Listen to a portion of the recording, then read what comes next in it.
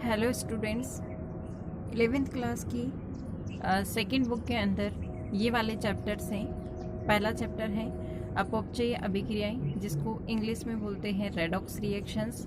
Second chapter है कार्बनिक रसायन, यानी कुछ आधारभूत सिद्धांत तथा तकनीकें। ओके, और नेक्स्ट थर्ड वाला चैप्टर है हाइड्रोकार्बन। तो इस बुक के अंदर आपके 3 चैप्टर हैं। सबसे पहले हम अपॉपचयी अभिक्रिया यानी कि रेडॉक्स रिएक्शंस को पढ़ेंगे। तो चलिए फ्रेंड्स, शुरू करते हैं अपना आज का क्लास। अपना पहला चैप्टर है अपचयोपचयी अभिक्रियाएं। ठीक है, इंग्लिश में इनको बोलते हैं रेडॉक्स रिएक्शंस।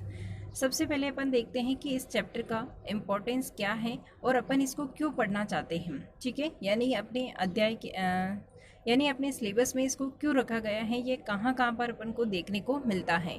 तो आपने देखा होगा कि जो धात्विक और अधात्विक होती है, उनके एक्सट्रैक्शन के अंदर यानी कि उनका जब निष्कर्षण करते हैं तब वहाँ पर हमको ऑक्सीडेशन रिडक्शन इनकी ज़रूरत पड़ती है। और यही दोनों रेडॉक्स रिएक्शंस होते हैं।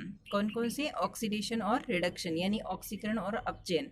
अभी अपन आगे देखेंगे, उन दोनों को मिलाकर ही बोला जाता है रेडॉक्स रिएक्शंस। ठीक है, तो ये इन प्रक्रमों में आपको देखने को मिलता है। इसके अलावा भी बहुत सारे एग्जाम्पल्स हैं, जैसे कि धातु संक्षारण, यानी कि आपने देखा होगा कि जंग वगैरह लगती है तो वहाँ पर भी ऑक्सीजन जुड़ती है। ठीक है, और नमी वगैरह की प्रेजेंस में होती है। और इस तरह के जो प्रक्रम होते हैं उनके अंदर ऑक्सीडेशन और रिडक्शन दोनों होते हैं, यानी कि वहाँ पर भी रेडॉक्स रिएक्शंस देखने को मिलती हैं। नेक्स्ट है विद्युत रासायनिक प्रक्रमों के अंदर, जैसे जो सेल और बैटरियाँ वगैरह होती है उनके अंदर भी आपको रेडॉक्स रिएक्शंस देखने को मिलती हैं। इसके अलावा ईंधनों के जलने के अंदर ऑक्सीडेशन होता है, क्योंकि ऑक्सीजन के जलने से ही, ऑक्सीजन की उपस्थिति के अंदर ही क्या होता है,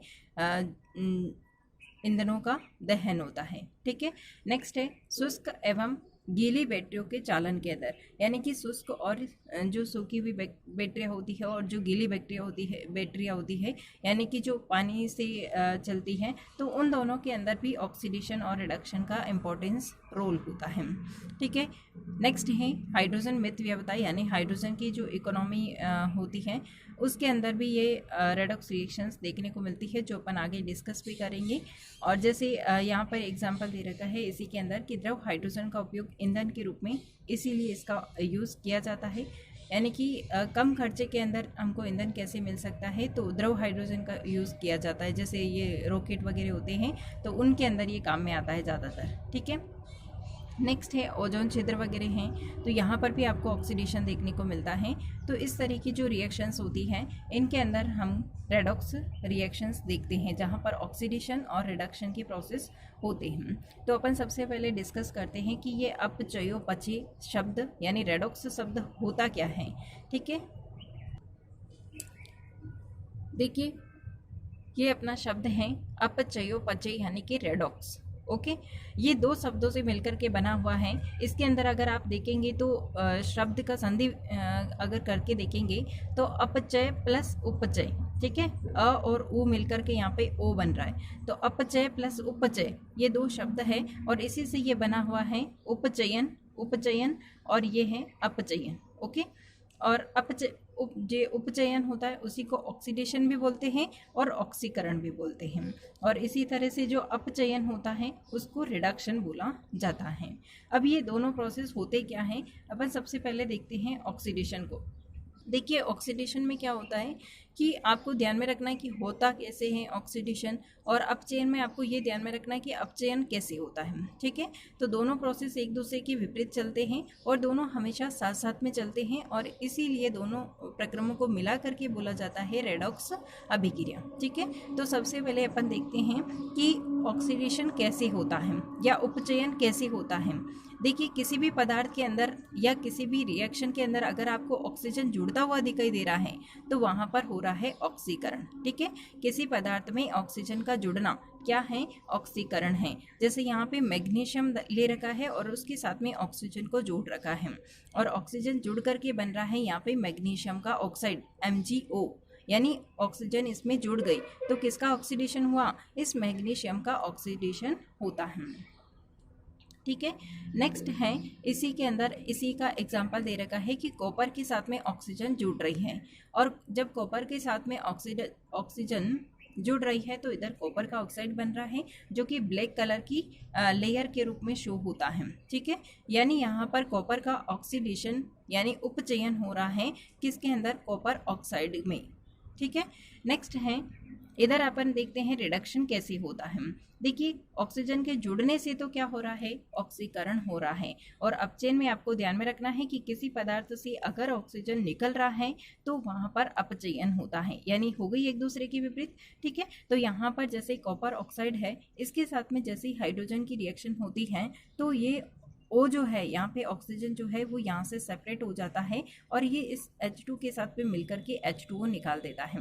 ठीक है, यानी यहाँ से इस वाले पदार्थ में से ऑक्सीजन अलग हुआ है, यानी इस पदार्थ का यानी ये जो कॉपर ऑक्साइड है ब्लैक कलर की लेयर बनती है, इसमें से जब ऑक्सीजन निकल गया यानी कि इसका क्या हुआ है, अपचयन हुआ है, किस में, कॉपर में।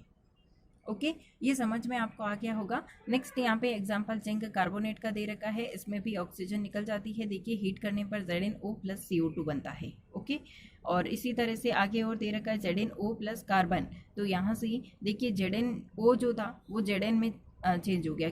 कैसे हुआ, ये अपचयन प्रोसेस हुआ, ऑक्सीजन इसमें से निकल गई। ठीक है, ऑक्सीजन इसमें से निकल गई, ये ऑक्सीजन। नेक्स्ट अपन देखते हैं कि और क्या प्रोसेस होता है। देखिए, नेक्स्ट कैसे ऑक्सीडेशन होता है। पहला तो अपन ने देख लिया ऑक्सीजन के जुड़ने से, दूसरा होता है हाइड्रोजन के निकलने से।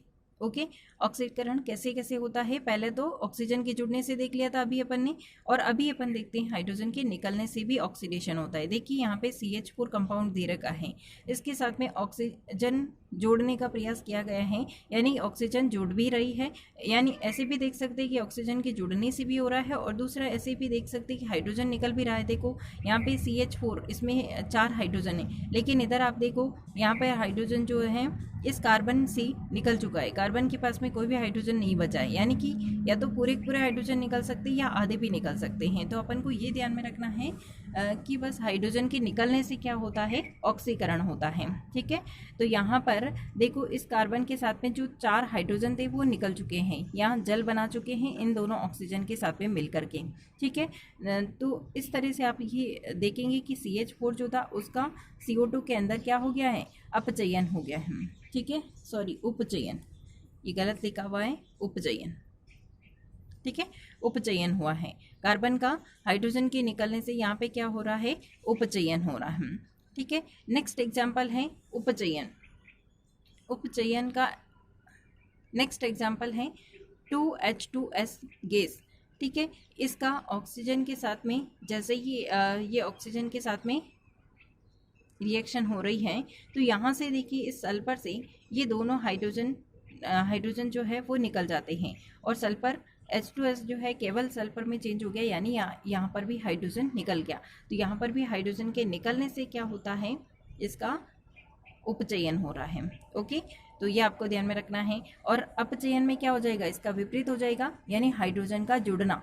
इसके एग्जाम्पल जैसे कि यहाँ पे H2S प्लस ऑक्सीजन, तो यहाँ पर ऑक्सीजन इसके साथ में जुड़ रही है, लेकिन यहाँ पर देखिए आपको इस ऑक्सीजन के साथ में क्या जुड़ रहा है, हाइड्रोजन, यानी हाइड्रोजन जिसके साथ में जुड़ रहा है उसका अपचयन हो रहा है। ओके, ये समझ में आ गया होगा आपको। नेक्स्ट देखिए, यहाँ पे एल्कीन ले रखी है और उस पर हाइड्रोजन का एडिशन करवा रखा है और एल्केन बना रखा है।